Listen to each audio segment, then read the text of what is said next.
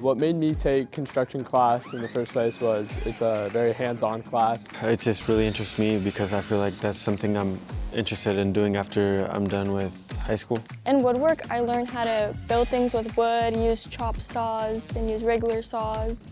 I'd recommend woodwork to incoming freshmen because I'm a freshman right now. So.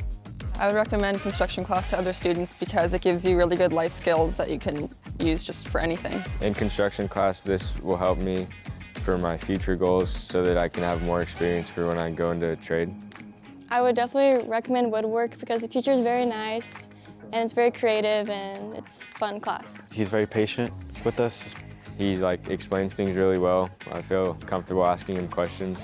I really like the track saw actually. I just learned how to use it last week and it was my first time, but it's really cool. I'm working on a table right now. I've made a jewelry box and a little cover for my chisel. I've learned how to do plumbing, electrical, roofing, framing, some wiring, and then how to use machines and hand tools. I made a mallet in woodwork. I've made a jewelry box and I've made a cutting board. You can learn a lot of things in this class and outside of it, and it can set you up with a job.